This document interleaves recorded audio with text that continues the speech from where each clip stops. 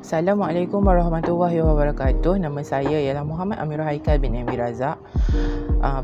Saya daripada kelas 4C. Hari ini saya akan bentangkan 3 jurnal yang saya pilih berdasarkan laporan jurnal berikutnya.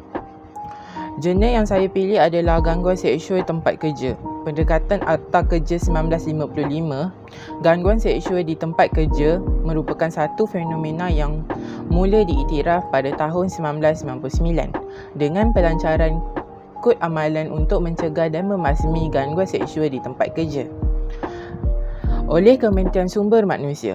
Setelah 15 tahun diperkenalkan, isu berkaitan dengan gangguan seksual tempat kerja masih menjadi isu yang diperjuangkan oleh persatuan-persatuan bukan kerajaan. Gangguan seksual ini terbahagi kepada dua, iaitu gangguan seksual berbentuk ugutan dan memberi kesan secara langsung kepada status pekerjaan seseorang. Sebagai contoh, pegawai yang mempunyai pangkat yang lebih tinggi dan berautoriti dalam menaikkan pangkat dan ia mengugut pekerja bawahan supaya memberi layanan dalam bentuk seksual. Selepas itu, gangguan yang berbentuk ancaman yang kepada ketenteraman peribadi seperti tingkah laku seksual yang dianggap oleh mangsa sebagai ancaman ugutan atau penghinaan.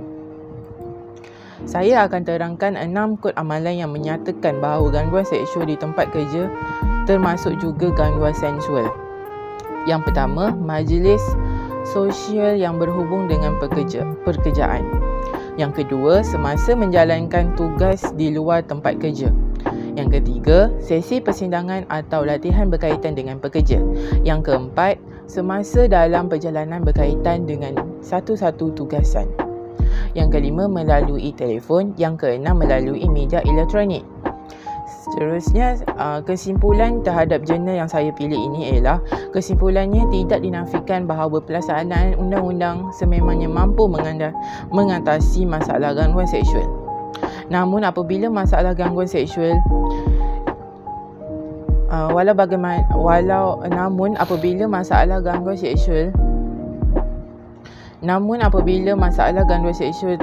sudah sampai proses pelaksanaan undang-undang, ia menunjukkan bahawa masalah gangguan seksual sudah mencapai tahap yang lebih kritikal. Seterusnya, saya akan menerangkan jurnal yang kedua yang saya pilih. Jurnal ni bertajuk tindakan akan dikenakan ke atas majikan swasta yang enggan memberi cuti bersalin selama 90 hari. Cuti bersalin bergaji hak pekerja wanita dan ia adalah tempoh tidak kurang daripada 60 hari berturut-turut di dalam Akta Kerja 1955. Selain itu, perkataan yang sering digunakan adalah wanita sahaja, maka ia terpakai pekerja wanita sama ada atau tidak berkahwin. Seterusnya, maksud bersalin adalah melahirkan anak selepas sekurang-kurangnya 2 minggu hamil sama ada keadaan anak yang dilahirkan masih hidup atau mati. Okey, berdasarkan artikel yang saya temui, tindakan yang akan dikenakan ke atas majikan swasta yang enggan beri cuti bersalin selama 90 hari dalam pada majikan swasta yang enggan memberi cuti bersalin selama 90 hari kepada wanita yang bermula 2021. Dia akan dikenakan tindakan oleh pihak yang bertanggungjawab. Dalam pada itu, sektor awam boleh melaksanakan. Mengapa tidak bagi sektor swasta?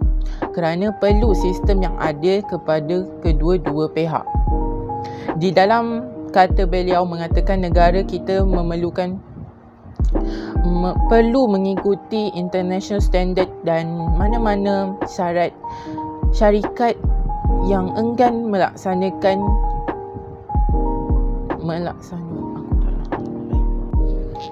Seterusnya, jurnal yang ketiga saya untuk dibentangkan ialah tajuknya Dahlah Menipu, Menindas Pekerja Pula. Pada peringkat awalnya, menindas atau buli tempat kerja merujuk kepada pengulangan akta yang disengajakan secara langsung terhadap pekerja yang berhasrat untuk merendahkan, menghina, mengaibkan atau merendahkan prestasi mereka. Ini boleh datang dari rakan sekerja, penyelia atau pengurusan. Dan ini adalah masalah sebenar bagi semua pekerja di setiap peringkat. Ia bukan jenaka dengan belajar mengenali dan mengetahui tingkah laku buli di tempat kerja.